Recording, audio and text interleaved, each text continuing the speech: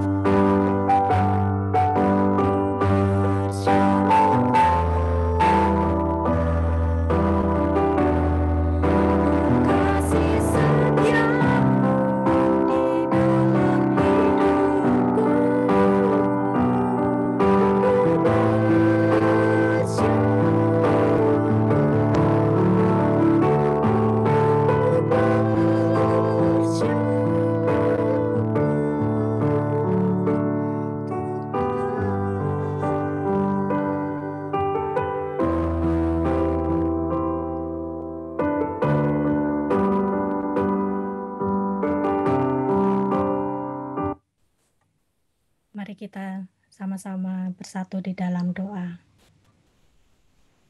Benar Tuhan, kalau kami boleh menoleh ke belakang, banyak hal yang sudah Engkau perbuat buat kami semuanya. Karena begitu banyak anugerah yang kami rasakan, yang kami terima di dalam kehidupan kami hingga saat ini. Terima kasih untuk penyertaan dan pimpinan-Mu buat kami semuanya. Terima kasih untuk kesehatan yang Engkau berikan buat kami semuanya. Terima kasih untuk sore hari ini, di dalam perkumpulan kami, mengikuti persekutuan koper pada sore hari ini. Kami mengucap syukur untuk ibu-ibu yang setia, ibu-ibu yang senantiasa rindu akan kasih-Mu. Kami boleh hadir dan kami boleh bersatu di dalam persekutuan sore hari ini. Terima kasih Tuhan. Kami juga menyerahkan untuk firman Tuhan yang nanti akan disampaikan oleh Pendeta Edi SS. Biarlah Engkau mau pimpin dan menyempurnakan persiapannya. Biarlah apa yang akan disampaikan boleh menjadi kepanjangan suara Tuhan untuk memberkati kami. Biarlah kami boleh menjadi wanita-wanita atau perempuan-perempuan yang boleh diberkati dan memberkati juga. Jadikan kami sebagai perempuan-perempuan yang senantiasa kuat di dalam Tuhan, di dalam iman percaya kami kepadamu. Jadikan kami sebagai penopang dan penolong di dalam kehidupan keluarga kami, dan juga sekitar kami, juga untuk teman-teman kami, untuk saudara-saudara kami. Dan biarlah kami boleh menjadi perempuan-perempuan yang senantiasa Tuhan pakai menjadi berkat dan menjadi hidup kami menjadi berarti bagi Tuhan dan sesama. Terima kasih Tuhan, kami menyerahkan ibadah persekutuan koper pada sore hari ini dari awal sampai akhirnya di dalam penyertaan dan pimpinan-Mu. Biarlah internet yang kami gunakan juga mendukung acara ini supaya dapat berjalan dengan baik. Terima kasih Tuhan. Hanya di dalam nama Tuhan Yesus kami berdoa dan mengucap syukur. Amin.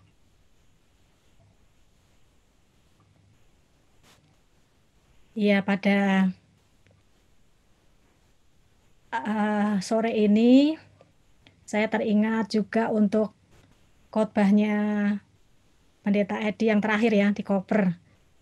Itu kita diingatkan selalu menjadi perempuan-perempuan yang kuat, perempuan-perempuan yang menjadi penolong.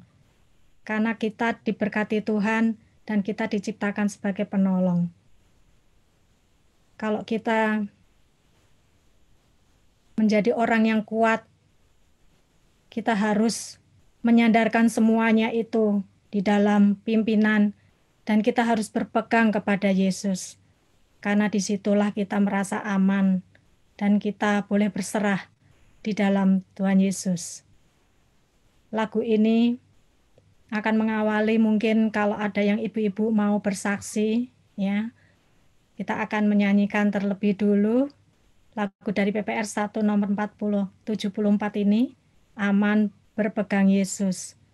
Saya teringat juga lagu ini ketika papa saya juga dipanggil Tuhan waktu dulu ya. Ketika itu saya juga masih SMP. Jadi saya teringat lagu ini terus.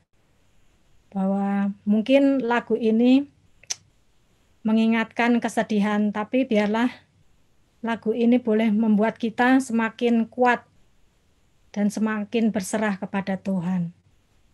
Mari kita akan menyanyikan lagu ini.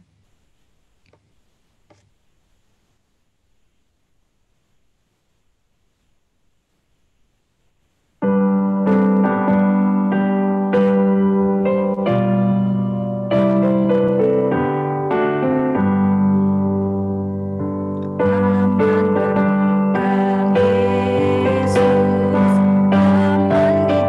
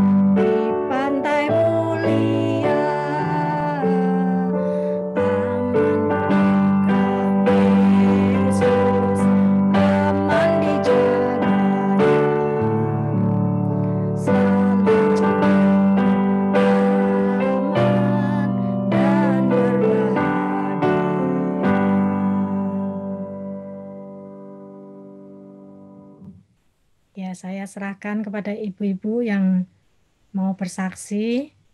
Mungkin Ibu Bambang ya, sudah siap Iya, untuk bersaksi. saya sih, Silakan. ya makasih Bu Yuli. Saya tidak kesaksian, tapi saya hanya mengucapkan terima kasih kepada Edi, Bu Rita, Mbak Dwi, Mas Seno, Mas Yunus, dan semua teman-teman yang membantu kami kemarin. Dan saya juga mengucap syukur di tengah pandemi yang kami alami, itu banyak ibu-ibu yang mendukung kami baik dalam doa maupun memberikan makanan, bantuan makanan sampai hari ini kami berkelimpahan sehingga saya nggak perlu masak repot-repot keluar. Terima kasih ya semuanya untuk dukungannya, baik itu setiap hari ada saja yang mengantar makanan untuk membantu kami. Saya hanya bisa mengucapkan terima kasih kepada jemaat-jemaat kami, kita semua pengharapan, baik doa maupun dukungan, dan semuanya kepada keluarga kami. Terima kasih ya semuanya, saya hanya bisa mengucapkan terima kasih. Silakan Bu Yuli.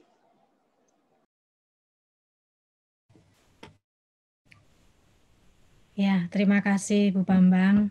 Ya, mungkin keadaan ini memang masih sulit ya untuk sharing, untuk berbicara, tapi puji Tuhan kita melihat bahwa Bu Bambang menjadi orang yang kuat, ya, tetap teguh dan terus semangat ya.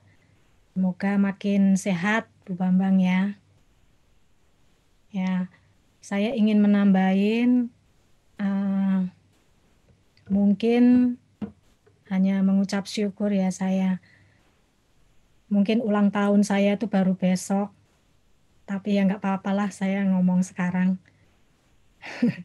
Ya, saya hanya bersyukur kalau sepanjang hidup saya, ya Tuhan sudah seperti lagu yang tadi sudah dinyanyikan yang pertama, saya mengingat banyak hal yang sudah Tuhan berikan buat kehidupan saya. Saya mengucap syukur untuk semua yang sudah Tuhan berikan buat saya, untuk teman-teman, untuk saudara-saudara yang banyak mendukung dan memperhatikan saya juga. Ya, kalau saya menoleh ke belakang tuh saya juga berpikir bahwa hal-hal yang menyedihkan dan hal-hal yang tidak enak juga banyak yang saya rasakan juga. Tapi saya merasa bahwa Tuhan itu memberikan sesuatu yang ada di depan kita itu lebih baik. Jadi Tuhan merancangkan segala sesuatunya itu indah dan segala sesuatunya itu membuat kita makin dibukakan bahwa Tuhan itu memberikan yang terbaik. Mungkin kita tidak merasakannya, tapi Tuhan itu sudah merasakan yang terbaik setelah kita tuh merasakan kemudian hari. Jadi saat ini mungkin kita nggak merasakan, tapi tiba-tiba kita berjalannya waktu, kita mengingat, oh iya, ternyata ada hikmahnya juga. Oh ternyata begini rencana Tuhan begitu ya. Nah itu yang saya rasakan dalam kehidupan saya juga. Banyak hal-hal yang mungkin saya doakan juga belum tentu Tuhan kabulkan. Tapi saya merasa bahwa apa yang belum saya doakan pun banyak yang Tuhan sudah berikan. Terutama juga kesehatan buat saya dan keluarga. Ya itu saja. Dengan bertambahnya usia ini, mudah-mudahan saya juga tetap sehat, tetap bisa melayani. Ya, terima kasih untuk waktunya. Ya, mungkin ada ibu-ibu yang menambahkan bersaksi.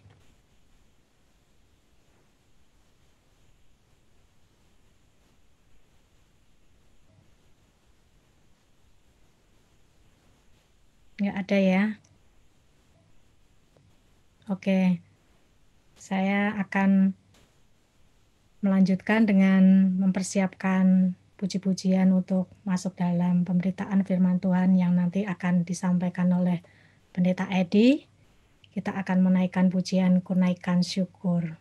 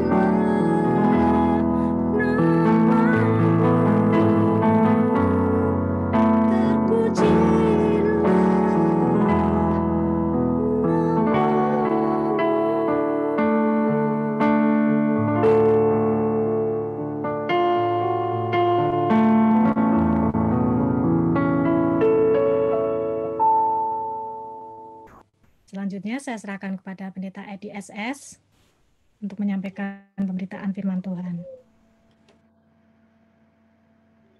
Iya, Ibu-ibu sekalian dikasih Tuhan, mari kita berdoa sebelum kita bersama-sama mendengar firman Tuhan. Bapa di surga, sungguh kami bersyukur untuk kesempatan di sore petang hari ini kami boleh bersama-sama dengan Komisi Perempuan GKM Pengharapan untuk bersekutu. Terima kasih untuk kesempatan demi kesempatan yang Tuhan percayakan dan berikan bagi kami.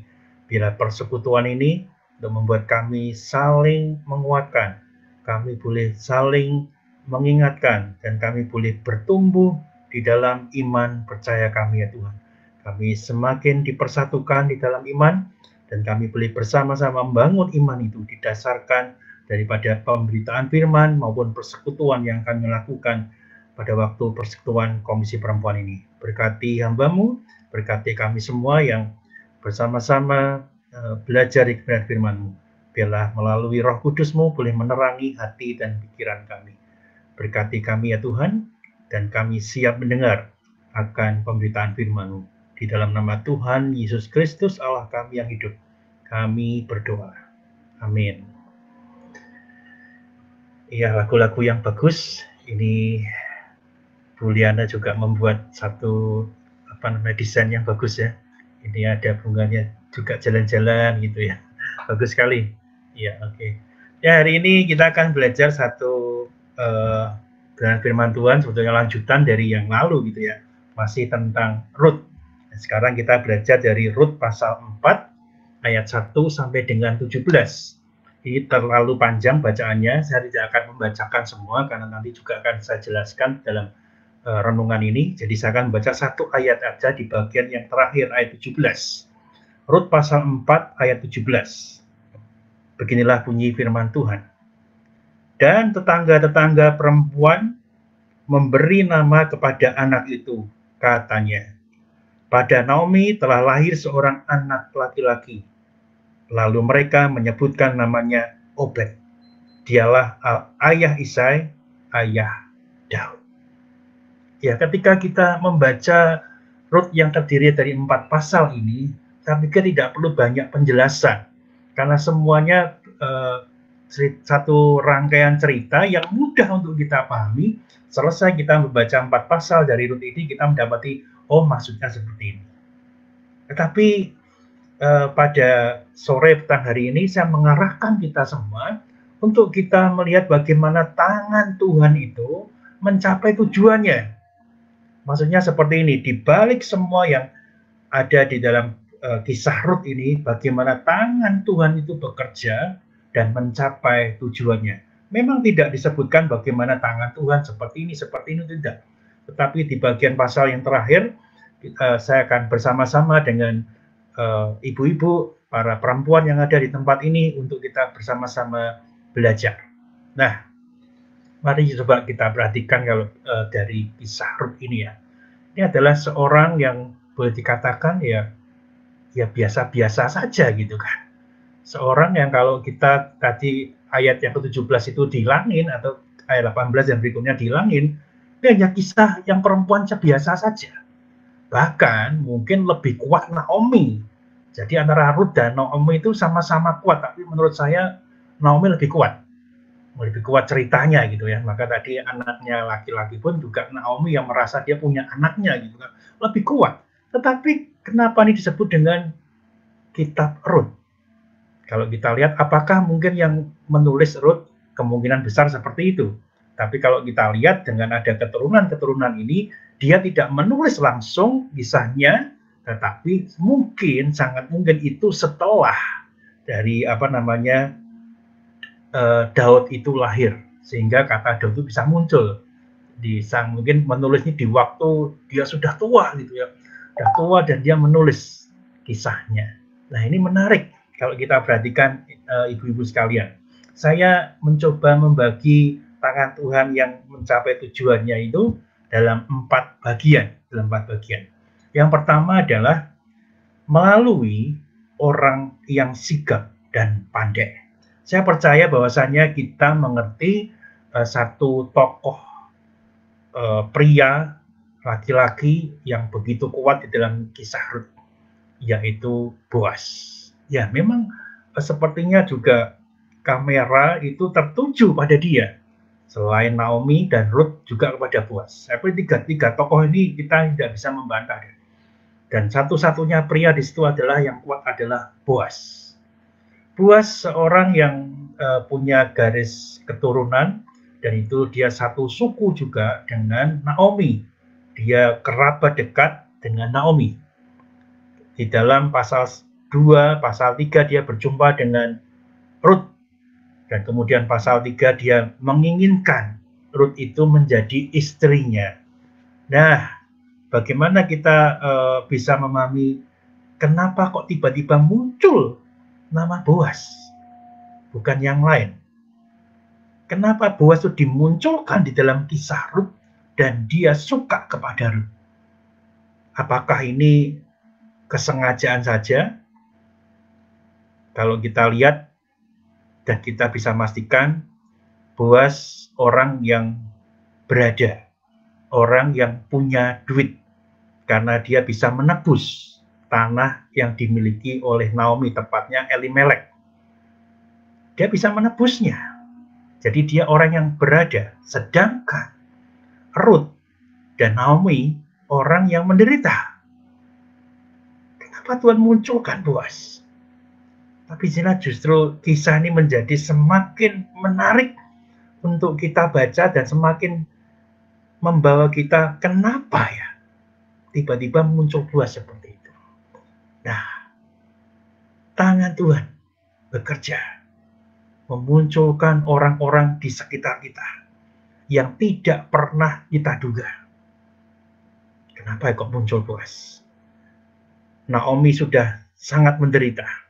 Dia harus keluar dari Bethlehem menuju ke Moab karena ada kelaparan di Israel, dan dia harus pergi ke luar negeri, dan dia tiba di Moab. Sampai di Moab, suaminya meninggal, anaknya 2 meninggal, dan dia hidup berdua dengan Rut karena Orpa tidak mau memilih untuk meninggalkan Naomi. Bukan salah dia, memang itu haknya untuk Orpa untuk menikah lagi, begitu kan. Jadi orang-orang yang sedih ya, ceritanya menyedihkan. Naomi juga disebut, jangan panggil saya Naomi, panggil saja Mara gitu. Ada kepahitan di sana, kepahitan hidup. Tapi kemudian ketika balik ke Bethlehem, berjumpa dengan Boas. Apa sih ada di pikiran kita? Kenapa Tuhan munculkan Boas? Jadi pertanyaan yang tidak terjawab bagi setiap kita. Tapi itulah yang disediakan bagi kita. Kemunculan Boas membuat harapan baru bagi Naomi dan Rut. Naomi mengerti bahwasannya Boas itu adalah satu suku, tepatnya dengan suaminya Elimelek. Maka dia bisa menjadi penebus. Dan ada harapan itu gayung bersambut karena Boas juga suka dengan Rut. Tapi masalahnya bukan sampai di situ saja. Tangan Tuhan itu mencapai tujuannya memakai Boas. Tepatnya orang yang sigap dan pandai itulah Boas. Boas tidak butuh waktu yang lama lagi. Nanti kita perhatikan, bisa kita baca ya nanti dalam pasal 3:13, dia bergegas. Pasal 4 ayat 1 pun dimulai dengan Boas telah pergi ke pintu gerbang dan duduk di sana. Jadi segera dia menginginkan menebus Rut ini. Nah, inilah orang yang sigap. Tangan Tuhan bekerja melalui orang yang sigap dan kemudian pandai. Pandai itu apa? Di dalam aturan orang Israel, nanti bisa lihat di Imamat pasal 25 ayat 23 sampai dengan 28. Imamat pasal 25 ayat 23 sampai 28 ini kan direkam, nanti Bapak Ibu bisa perhatikan ya. Di sana Tuhan mengatur bahwasannya seluruh tanah Israel adalah milik Tuhan. Perhatikan, seluruh tanah Israel ada, secara khusus Israel adalah milik Tuhan. Tuhan menyatakan ini milikku. Jadi tidak ada seorang pun yang bisa mengatakan tanah di Israel adalah milik mereka sendiri. Tidak bisa. Semuanya adalah milik Tuhan. Dan ini istimewa sekali. Karena kitab Imamat menyebutkan bahwasannya betul Tuhan menyatakan dirinya ini milikku. Dan di dalam kepemilikan Tuhan itu, Tuhan berpesan kepada 12 suku Israel. Mereka sudah dibagi tanah-tanahnya. Dan mereka tidak boleh menjual secara permanen kepada orang lain. Kalau harus dijual kepada saudaranya, saudaranya harus memberi kesempatan si penjual yang disebut dengan saudaranya itu untuk menebus kembali. Kalau dijual antar suku itu tidak dianjurkan. Tapi kalau kepepet pun ya silahkan. Tapi nanti diberi kesempatan orang yang menjual, yang menjadi pemilik daripada tanah itu, secara lokasi pemilik tanah itu, untuk menebusnya kembali. Tanah itu begitu berarti bagi orang Israel. Karena Tuhan sendiri yang memimpin orang Israel, yang memberikan tanah itu kepada Israel. Jadi sangat penting kedudukan atau posisi tanah bagi mereka. Mereka perjuangkan, maka disebut dengan tanah pusaka, milik pusaka daripada orang Israel. Nah, menariknya adalah sepanjang mereka yang menjual tanah itu dijual kepada orang lain. Nah, yang menjual ini berusaha menebus kembali. Memang aturan seperti itu. Kalau dia sudah bekerja dan tidak dapat menebus kembali, ya tanah itu tidak dijual lagi pada orang lain. Tunggu sampai dengan tahun Yobel. Maka tahun Yobel itu begitu istimewa bagi orang Israel. Tahun Yobel itu apa? Utang-utang bebasin. Ya, termasuk kalau pas tiba tahun Yobel, misalnya tahun ini dijual, besok tahun Yobel harus kembalikan. Nah, ini satu hal yang istimewa gitu ya dalam kehidupan orang Israel yang diatur oleh Tuhan tahun Yobel itu. Jadi sepanjang mereka tidak dapat menebus dan kemudian tiba tahun Yobel, tanah itu harus dikembalikan tanpa syarat kepada pemiliknya. Jadi tahun Yobel itu tahun setelah tahun 49, jadi tahun ke-50, maka tahun Yobel itu 50 tahun. Jadi kalau dijual di tahun pertama setelah tahun Yobel, 50 tahun lagi, nggak bisa ditebus, tetap dikembalikan. Tapi kalau itu tahun ke-49, tahun ke-50, tanah itu harus dikembalikan. Jadi tanah itu tidak pergi kemana-mana.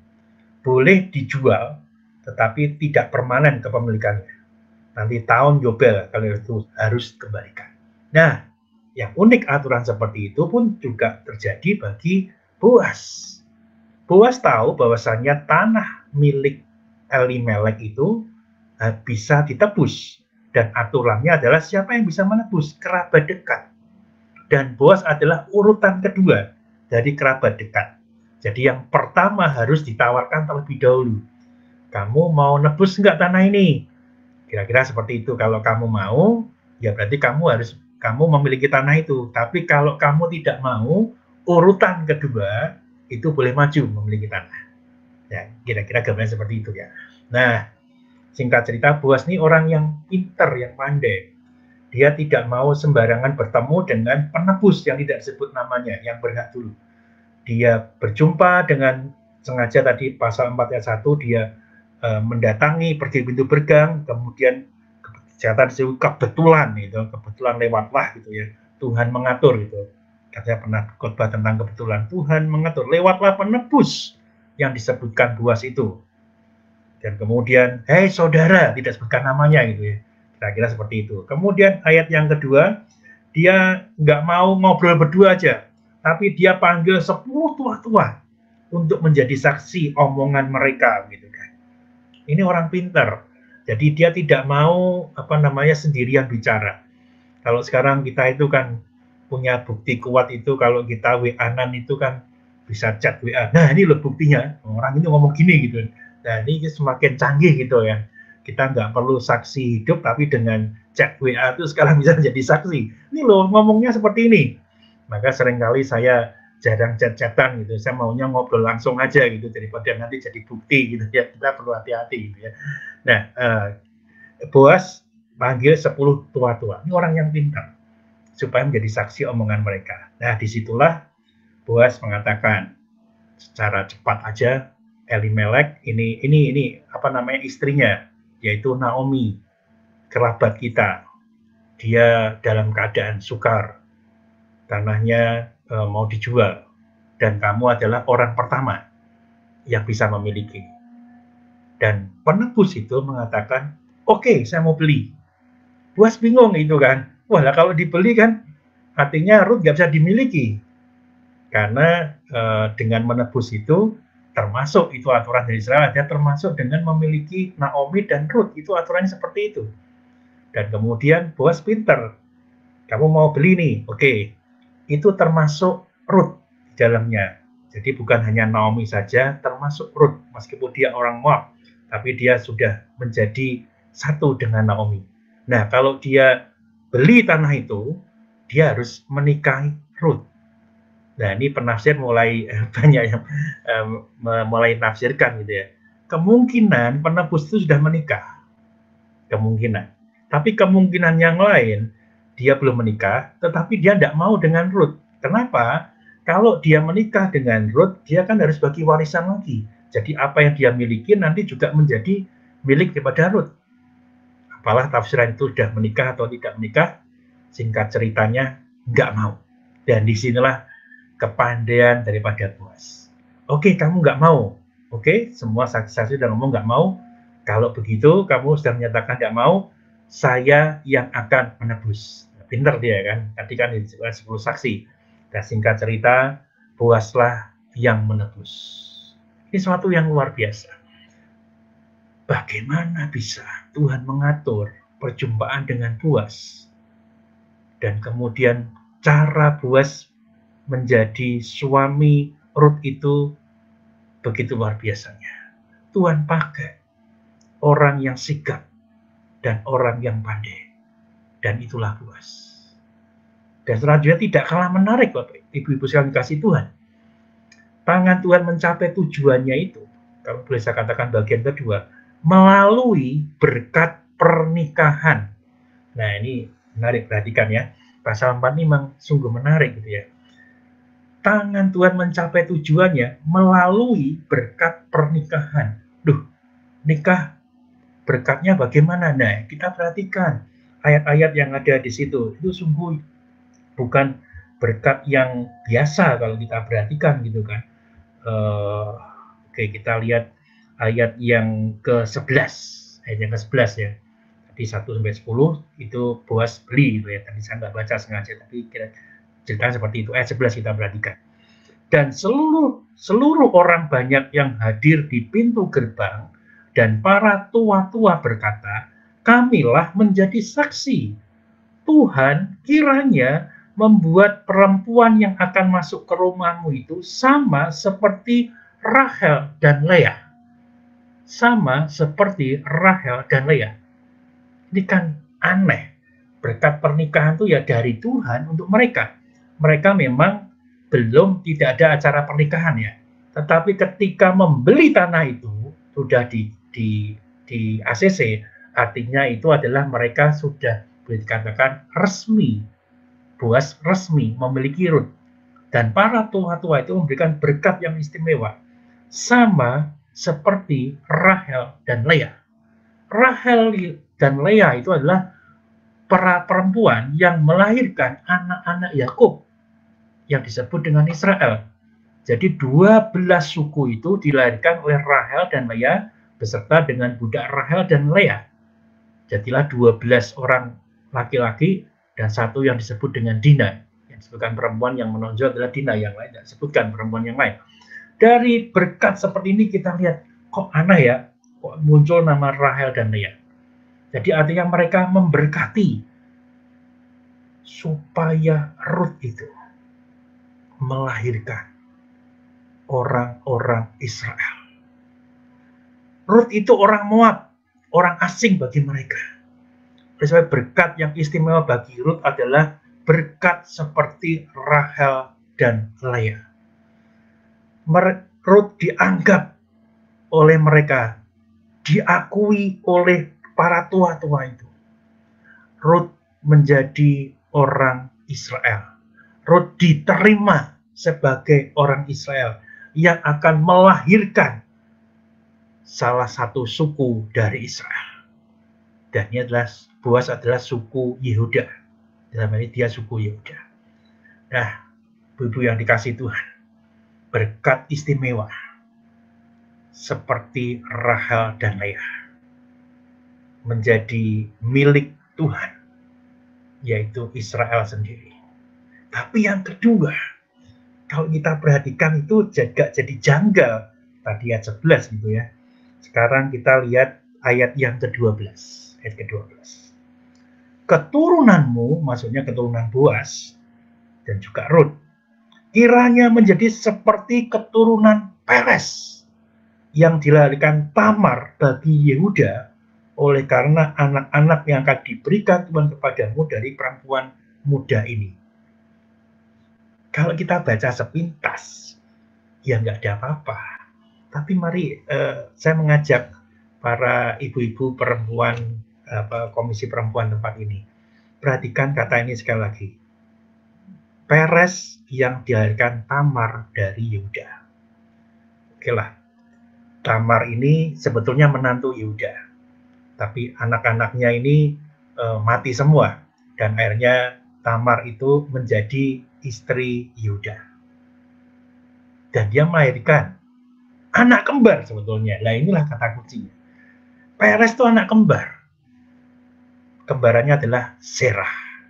Tetapi kenapa ayat Alkitab kita dalam kisah Rut ini, yang diyakini juga ditulis oleh Rut, dia hanya menyebutkan ayat yang ke-12 itu seperti keturunan Peres. Kenapa Serah tidak disebut? Aneh bukan? Sampai di sini saya pun juga bingung. Tapi memang Serah bukan sesuatu yang di-highlight oleh Rut. Peres ditonjolkan. Jadi adalah berkat daripada orang tua gitu, para tua-tua gitu. Seperti keturunan Peres. Nggak ngerti. Mungkin saya berasumsi bahwa para tua-tua itu mungkin juga sekedar ngomong aja. Seperti keturunan Peres. Serah tidak sebutkan. Ternyata ini ada makna yang dalam. Juru selamat itu lahir dari suku Yehuda. Dari suku Yehuda, anak yang Peres dan Serah. Dari anak yang namanya Peres, bukan Serah. Nanti bisa cek di Matius pasal 1. Itu luar biasa. Jadi nanti juga disebutkan di ayat 18, dimulai dengan keturunan Peres. Perhatikan ayat 18. Inilah keturunan Peres. Nyambung kan? Tadi ayat 12, menjadi seperti keturunan Peres. Dan dalam silsilah Daud dimulai dengan Peres juga. Sesuatu yang klop dan nyambung. Jadi berkat pernikahan, berkat memiliki istri yang dilakukan oleh para tua-tua itu, bukan hal-hal yang biasa. Bukan hal-hal yang biasa. Tapi hal yang sungguh istimewa yang diberikan bagi Boas dan juga Rut, seperti Rahel dan Leah, seperti keturunan Peres. Di dalam pelayanan yang saya lakukan sebagai pendeta yang memberkati pernikahan, kita udah punya aturan gitu kan. Ada aturannya. Kalimat-kalimatnya tuh diatur semua ketika berkat diturunkan. Tetapi saya kadang agak nyeleneh gitu, agak nyeleneh seperti ini. Saya izinkan Tuhan yang berbicara melalui apa yang ada dalam diri saya. Jadi setelah berkat saya turunkan kepada kedua mempelai, kalimatnya sudah selesai, tapi tiba-tiba muncul ada berkat yang lain lagi. Dan itu saya berikan. Saya nggak pernah berpikir lebih dulu. Tetapi ketika berkat diturunkan, saya meyakini inilah berkat yang Tuhan berikan bagi mempelai itu. Mungkin Bapak Ibu bingung ya, ini Pak Edi itu ngomong apa gitu ya. Oke, begini. Kalau ibu-ibu perhatikan, ini pernikahan yang baru saja terjadi gereja kita kan ada Christian dan Angel gitu ya. Nanti bisa dicek lagi YouTube-nya. Saya memberikan berkat bagi mereka. Tidak saya rancangkan, tidak ada di kalimat yang ada di berkat bagi para mempelai, tapi saya menambahkan sendiri. Diberkati buah kandunganmu, dan Tuhan memberikan berkat itu juga. Dan Angel hamil gitu kan. Ini bukan dari saya, tetapi saya selalu membuka ruang untuk Roh Kudus atau Tuhan memberikan berkat-Nya bagi mempelai itu, selain daripada aturan yang ada. Nah, belajar dari kisah Rut, ternyata berkat pernikahan itu sungguh istimewa. Saya tidak merancangnya, ada kalimat yang disampaikan, tetapi di luar itu ada berkat bagi para atau orang-orang yang diberkati di gereja. Itu pengalaman saya sebagai pendeta ya, memberkati pernikahan seperti itu. Tadi kalau dibaca lagi gak ada pasti, tapi saya memberikan, dan saya memberikan ruang bagi Tuhan. Nah, begitu luar biasanya, tangan Tuhan itu mencapai tujuannya melalui berkat pernikahan.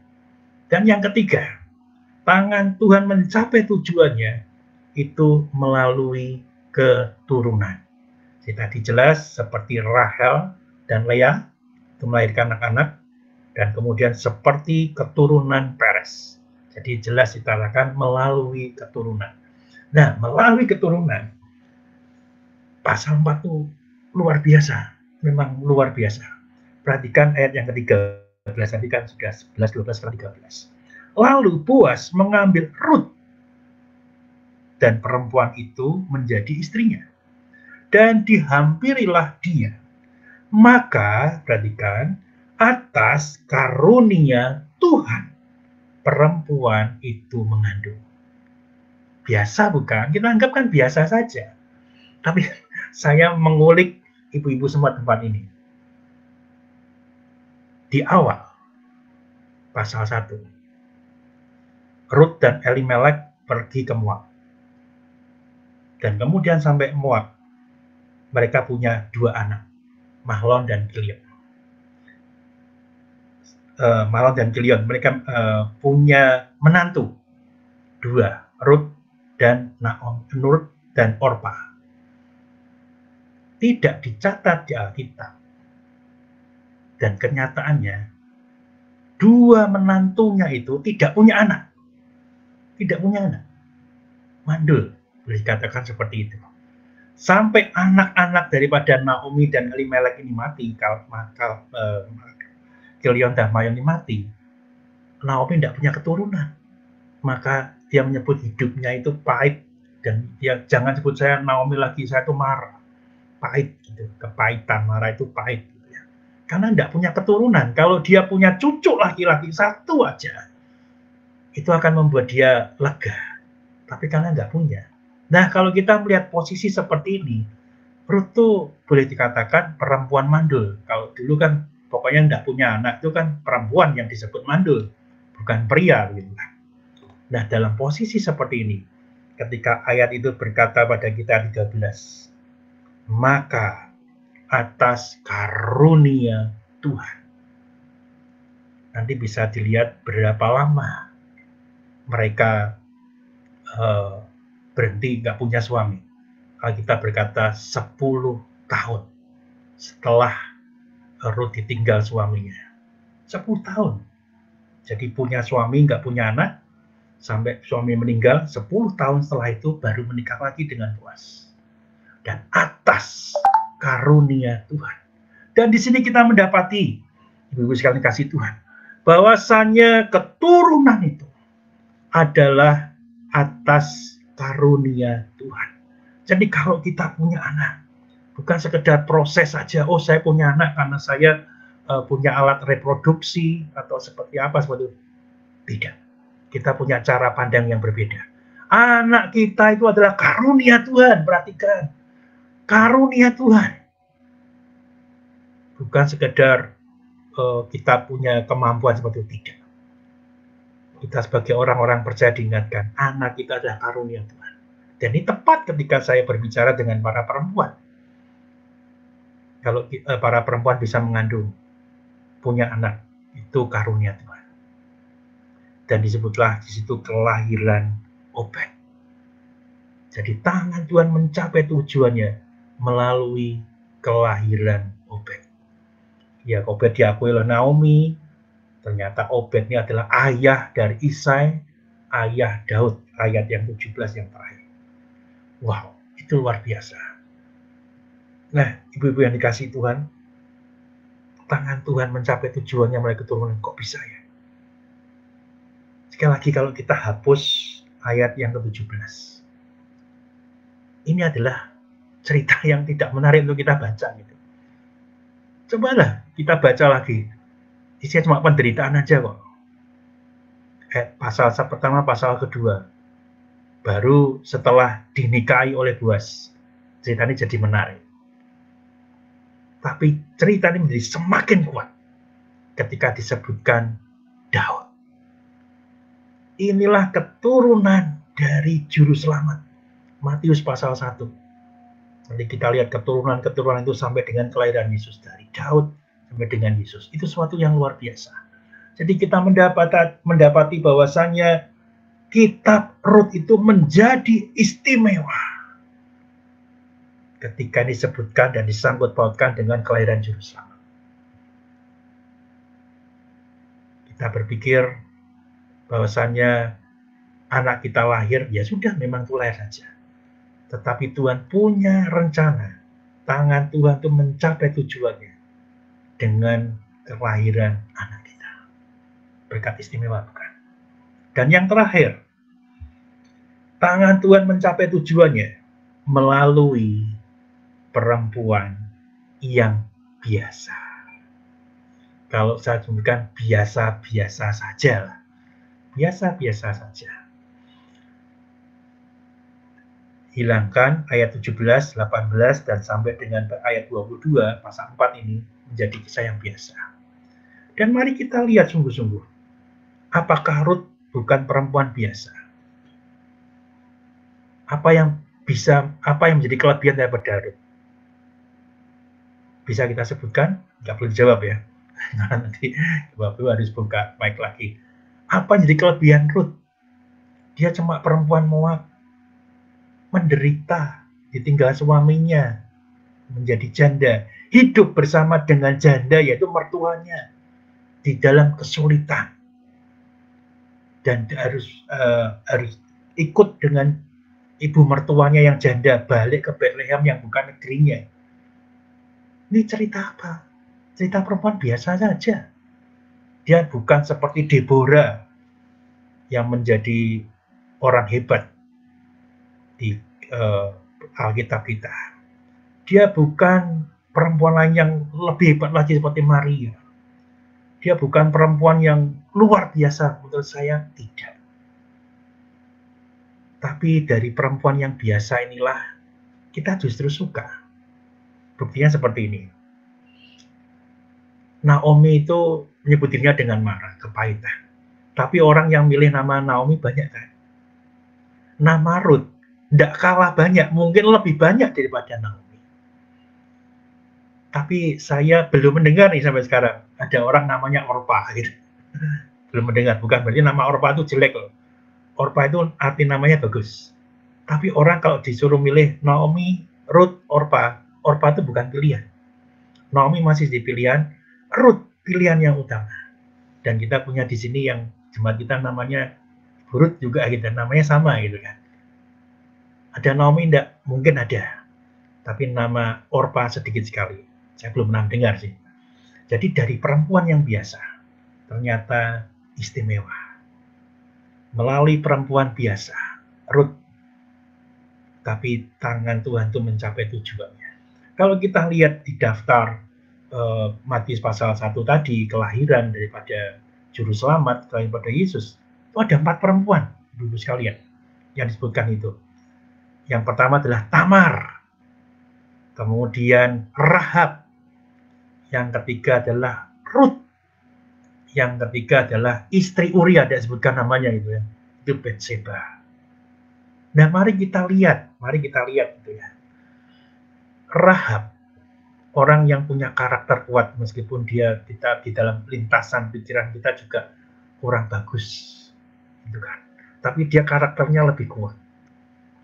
Tamar istimewa, kisahnya tuh mengharu biru gitu, dan dia menjadi karakter yang kuat karena dia seperti tanda petik menipu Yehuda. Ada peran yang kuat daripada diri Tamar. Betseba kuat lagi, gitu kan. Rut istimewanya apa? Cuma satu. Mau ngikutin Naomi itu aja deh. ngikut orang menderita. Jadi dari 4 perempuan yang disebut, Ruth itu orang yang paling biasa.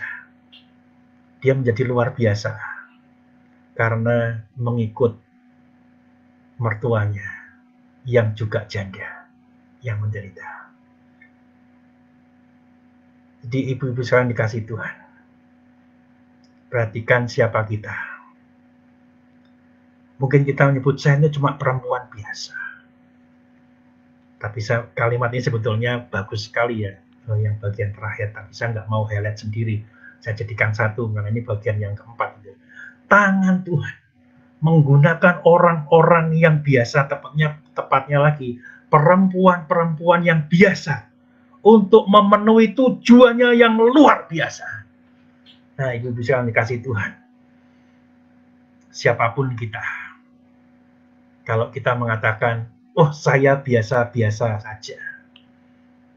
Ketika ibu-ibu sekarang mengatakan saya biasa-biasa saja, saya boleh mengatakan tangan Tuhan membuat ibu-ibu di tempat ini luar biasa.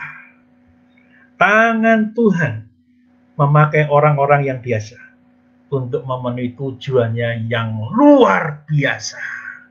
Ketika kita merasa punya sesuatu yang lebih, oke, boleh. Tetapi kalau kita juga merasa, aduh saya ini cuma biasa-biasa. Ingat ya, tangan Tuhan mencapai tujuannya melalui orang-orang biasa. Dipakai Tuhan luar biasa. Jadi siapapun kita saat ini yang merasa biasa-biasa saja, tidak perlu rendah diri.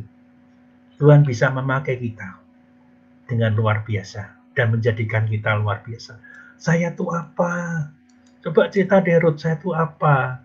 Toh sampai kelahiran sampai dia menikah dengan Boaz, gak ada yang istimewa. Apa istimewanya Ruth? Gak ada. Selain dia mengikut Naomi dan dia melahirkan yang disebut dengan garis keturunan Bani Juru Selamat. Tapi tanpa Naomi, tanpa Ruth tanpa Ruth, ada garis putus yang hilang. Yang kita tidak mengerti asal-usul Juru Selamat kita. Juga salah satunya berasal dari perempuan yang biasa-biasa saja, dan itu dari perempuan Moab. Mari ibu-ibu sekalian kasih Tuhan, jangan rendah diri. Orang biasa itu ya biasa saja. Tidak perlu menjadi luar biasa.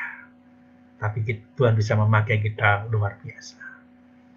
Salah satu godaan hamba Tuhan adalah menjadi hamba Tuhan yang spektakuler, terkenal hebat, melakukan banyak hal yang luar biasa. Itu godaan hamba Tuhan. Dan saya diingatkan oleh dosen saya yang senior waktu saya kuliah gitu ya. Mau jadi apa? Oh banyak gitu ya. Jadi pengkhotbah yang hebat. Jadi apa-apa itu luar biasa gitu.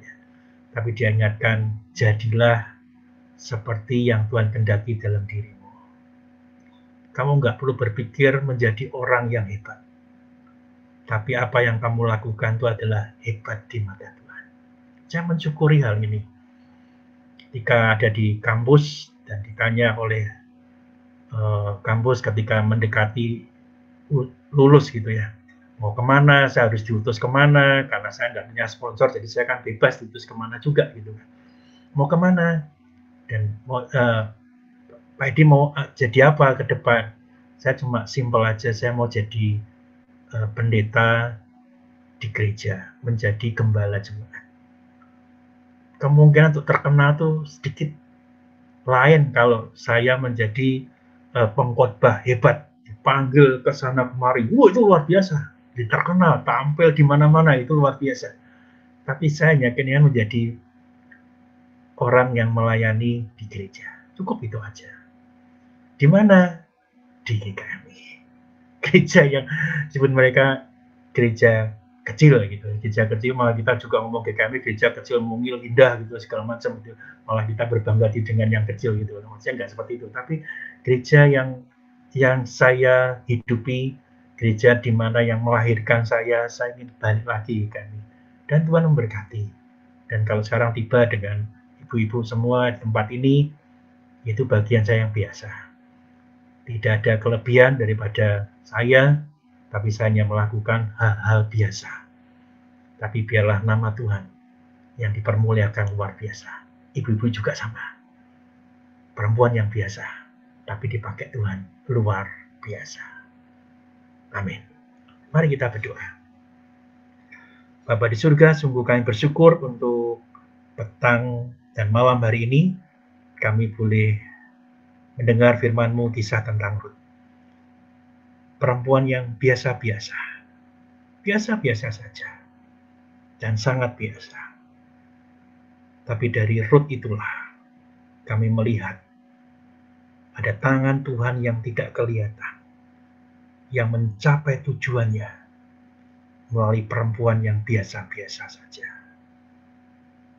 Dan hamba-Mu percaya bahwa setiap perempuan yang hadir dan yang menjadi anggota di Koper GKI Pengharapan, Tuhan memakai kami semua, orang-orang yang biasa ini, untuk mencapai Tuhan, mencapai tujuan Tuhan yang luar biasa itu.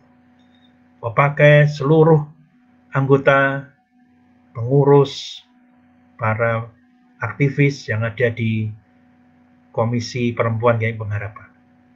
Biarlah tangan Tuhan mencapai tujuannya melalui setiap pribadi-pribadi yang ada di Koper GKI Pengharapan. Di dalam nama Tuhan Yesus Kristus Allah kami yang hidup, kami berdoa. Amin. Ya, waktu selanjutnya saya kembalikan kepada Diakon Juliana. Silakan Ibu Yuli. Terima kasih Pendeta Edi yang sudah memberkati kita semuanya dengan pemberitaan firman Tuhan. Tuhan kiranya firman Tuhan yang disampaikan boleh menjadi bekal kita ya dalam menjalani kehidupan kita. Terima kasih Pak Edi, Tuhan memberkati pelayanan Pak Edi selanjutnya. Mari kita akan menaikkan pokok-pokok doa kita pada sore hari ini. Mungkin bisa ditampilkan pokok-pokok doanya.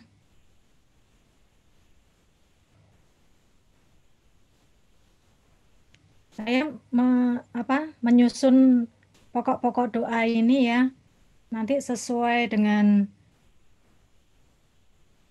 bulan kelahiran kita masing-masing ya. Jadi nanti ada bulan Januari, Februari.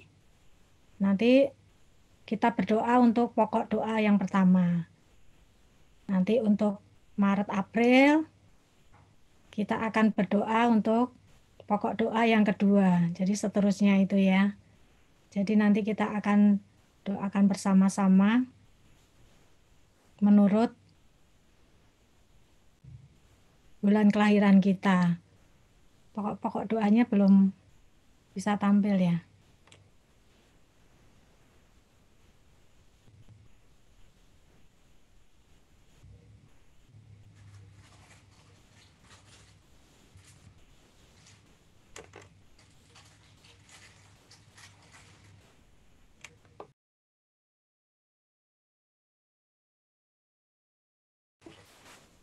Untuk yang pertama, bulan Januari dan Februari untuk firman Tuhan hari ini.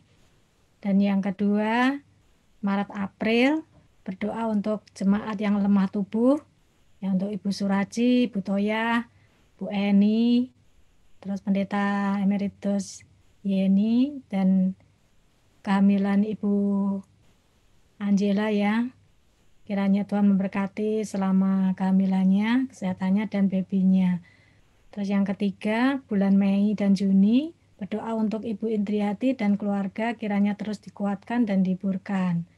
Dan yang keempat, bulan Juli dan Agustus, perlindungan seluruh jemaat dari virus dan penyakit. Jemaat diberikan kesehatan yang baik. Untuk yang kelima, itu bulan September, Oktober, dampak ekonomi dari PPKM, darurat ya. Terus yang keenam, bulan November, Desember, program vaksinasi yang dilakukan pemerintah supaya diterima di seluruh lapisan masyarakat termasuk untuk anak-anak. Jadi saya minta ibu-ibu yang berulang tahun bulan Januari, Februari berdoa untuk nomor 1 gitu ya. Saya rasa semuanya mungkin ada ya di bulan-bulan ini ya. Sebelumnya kita akan menaikkan satu pujian terlebih dahulu. Kita akan menaikkan pujian dari PPR 1 nomor 137. Jangan melalui aku ya Yesus.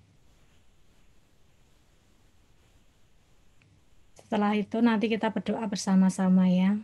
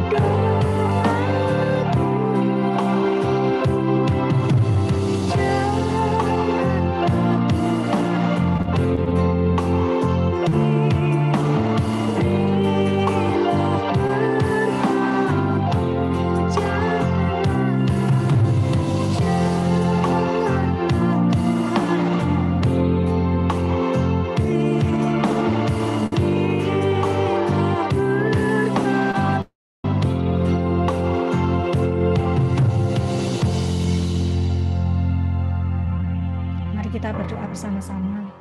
Setelah itu nanti saya serahkan kepada Pendeta Edi untuk menutup ibadah koper pada sore hari ini. Mari kita berdoa bersama-sama.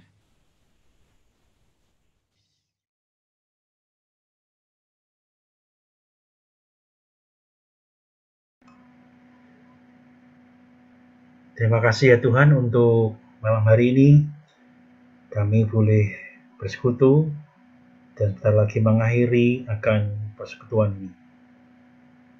Biarlah ini bukan menjadi bagian yang sebentar masuk ke telinga kami dan sebentar lagi keluar.